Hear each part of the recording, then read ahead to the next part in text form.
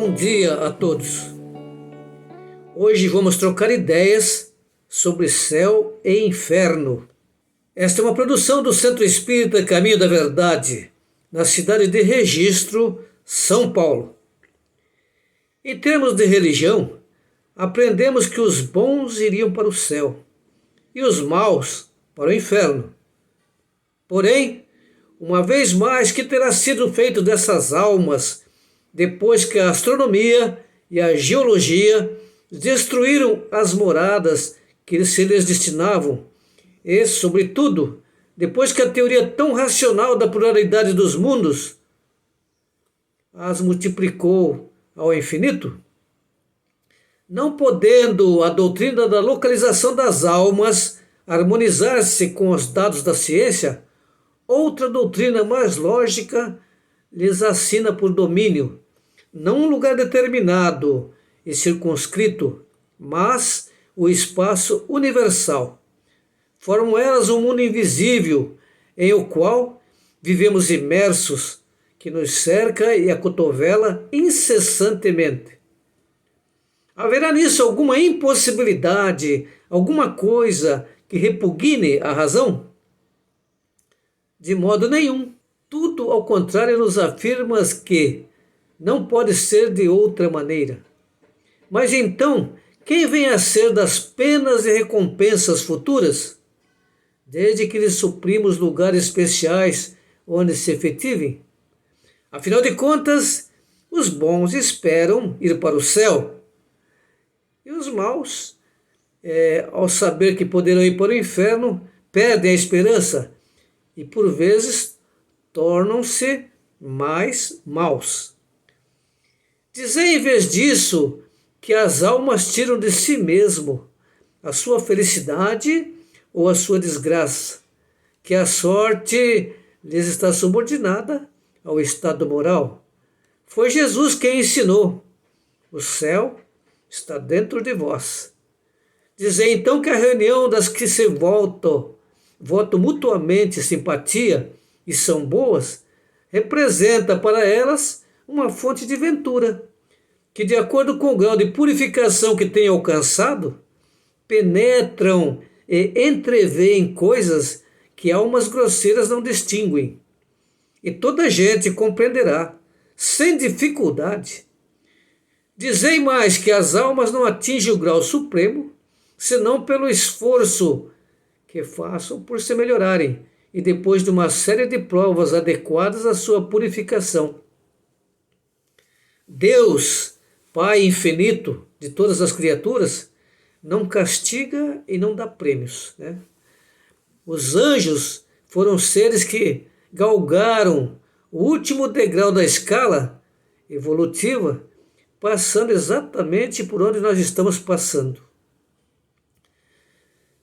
Que os anjos são os mensageiros de Deus, encarregados de velar pela execução de seus desígnios em todo o universo, que se sentem ditosos com o desempenho dessas missões gloriosas, e lhes tereis dado a felicidade, um fim mais útil e mais atraente do que fazendo consentir uma contemplação perpétua que não passaria de perpétua inutilidade.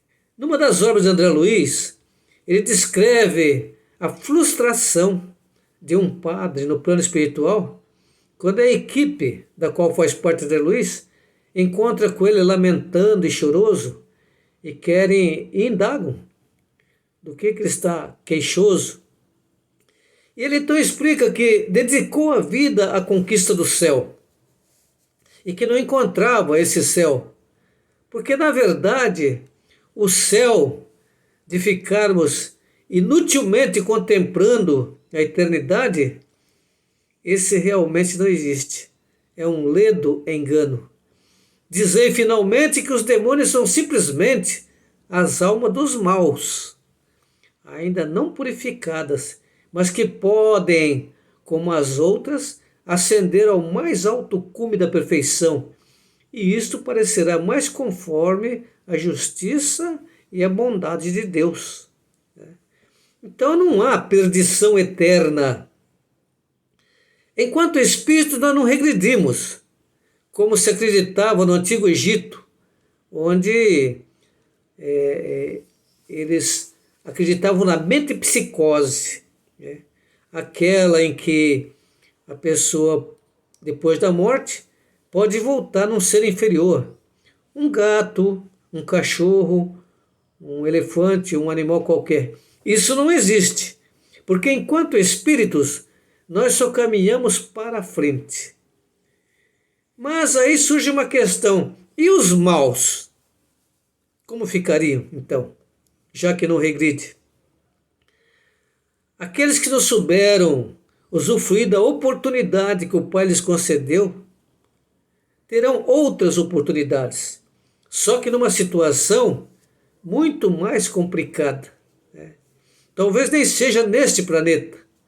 Terão que voltar em um planeta mais primitivo com o conhecimento que já dominam, para fazer com que aquele povo cresça.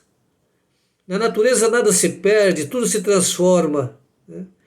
Então, tendes aí o que a mais severa razão, a mais rigorosa lógica, o bom senso, em suma, pode admitir. Nada é por nada, nada acontece sem que Deus permita. Está escrito: não cai a folha de uma árvore sem que Deus permita.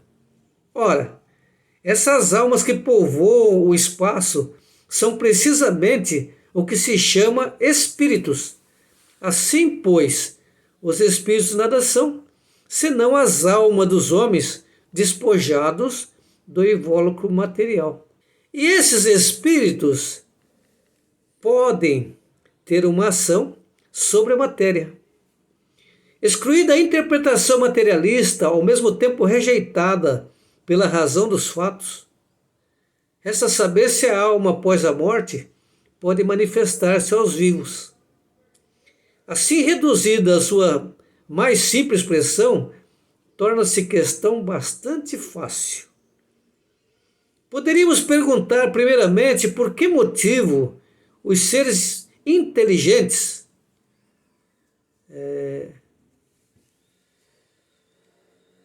que de alguma maneira vivem entre nós, embora naturalmente invisíveis, não poderiam demonstrar-nos sua presença por algum meio? Se Jesus, no dia em que foi abrir o túmulo, ele lá não estava, ele apareceu para os discípulos na estrada de Emaús?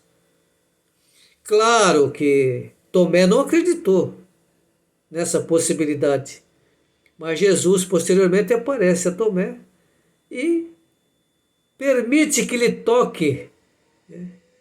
A Tomé: sou eu, veja as chagas, pode tocar à vontade, né? Então, por que não poderia aqueles que passaram por Oriente Eterno se fazer presente entre nós? No livro de Tobias, que é um livro considerado apócrifo, porque não consta no livros na Bíblia protestante, o livro de Tobias fala da passagem que um anjo acompanhou Tobias, uma pessoa, pois ele veio saber que era um anjo, na sua jornada em busca de cura para o Pai. A gente fala livro apócrifo, por que apócrifo? É uma curiosidade, né? Apócrifo porque Jesus não se referiu a eles, nem os discípulos. São 14 livros que não têm essa referência, então são considerados apócrifos. O simples raciocínio mostra que isto nada tem de impossível, o que já é alguma coisa, né? Está lá na Bíblia Jesus aparecendo para os discípulos, e depois no dia de Pentecostes novamente, num local fechado. Essa crença, aliás, tem aceitação em todos os povos. Todos os povos acreditam em uma vida após a morte. Essa crença faz parte desde dos mundos primitivos, pois a encontramos em toda parte, em todas as épocas. Ora, uma intuição não poderia ser tão generalizada nem sobreviver através dos tempos sem ter alguma razão. Em todas as épocas da humanidade, as pessoas tiveram contato com os seus entes queridos, de uma forma ou de outra. Embora tenha aqueles que são céticos e não acreditem, muitas vezes à noite ocorre esse encontro. A pessoa disse depois que teve um sonho. Já vimos anteriormente que os sonhos são físicos, né? Aquele que normalmente as crianças têm, porque após dormir, sonham com seus folguedos, né? Choram, dão risada, repetem palavras. Existem os sonhos espirituais, que são exatamente esses encontros, né, que nós temos durante o sono, porque todos nós está cientificamente comprovado que temos, em média, 5 sonhos por noite. Via de regra, não lembramos. Às vezes, quando lembramos, é algo embaralhado, né? E algumas pessoas buscam interpretar os sonhos ou ir buscar a resposta num livro dos sonhos. Isso é uma falácia, porque nós somos individualidades. Por exemplo, para um sonhar com cobra, ele vai ganhar dinheiro, significa dinheiro, né? Para outro, sonhar com cobra significa que deve diminuir o seu egoísmo, a sua ganância pelas coisas materiais. Então, é diferente para cada pessoa. Daí que nós não recomendamos verificar em livros do sonho o seu significado. Então, em todas as épocas da humanidade, houve os interpretadores de sonhos, que é um dom, né? Assim como José do Egito interpretou o sonho do faraó, e acabou se tornando o segundo homem mais poderoso do Egito. Quem for lá verificar a história de José do Egito vai ver que fez com que ele trouxesse o povo hebreu para o Egito para não morrer de fome na época. Então, isso é sancionado pelo testemunho dos livros sagrados e dos pais da igreja. Em todos os livros sagrados fala da interpretação de sonhos, dos nossos encontros espirituais, e a mídia constantemente relata algum fato de pessoa que teve um contato com a gênero, né? Aquele que não foi gerado, alguém que posteriormente, às vezes, conseguimos identificar como uma pessoa que já está do outro lado, no plano espiritual, há algum tempo. Então, os testemunhos são variados, né? Nós já tivemos contato com muitas situações de pessoas contando de notícias do plano espiritual. A Revista Espírita mesmo cita o caso de um tenente da Marinha que apareceu para os marinheiros e solicitou que um deles pagasse uma conta que ele devia ao capitão e que o capitão do barco nem lembrava mais, né? Então são múltiplas as histórias que o povo conta, e dessas histórias, às vezes fantasiosas, muitas delas são real. Posteriormente, nós vamos fazer um vídeo esclarecendo sobre os agêneres, né? É uma novidade. Quem são aqueles que por vezes estão se imiscuindo por aí para orientar as pessoas, né? Para esclarecer. E em várias situações, isto é sancionado pelo testemunho das pessoas.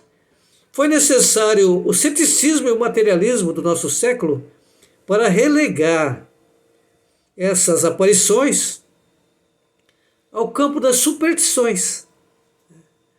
Pessoas há em outras escolas religiosas que têm esse contato com entes queridos e têm a convicção de que tiveram esse contato, mas certamente se for comentar com o pastor ou com o padre, vai ser mal visto, né? Vão dizer que isso é coisa do diabo.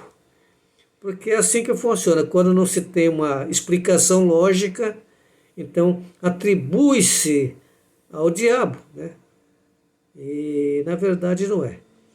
Diabo é a nossa ignorância, a falta de pesquisar, de buscar esclarecimento. Então, a nossa proposta nesse estudo de hoje era exatamente esclarecer um pouco mais sobre as aparições, né, que muitas pessoas descrevem, algumas não têm coragem de falar que viram, mas existe, né? Porque Deus nunca nos desamparou. Nós sempre teremos o nosso anjo guardião, os mentores espirituais, os espíritos simpáticos, né, para nos esclarecer, e muitas são as situações que nós ainda debateremos nesse espaço. Participe! Envie-nos sua pergunta. Estaremos esclarecendo no primeiro vídeo de cada mês. Dê o seu like, faça um comentário, né? Isso estimula o raciocínio e a pesquisa. Agradecemos a todos e até a próxima semana, se Deus assim o permitir.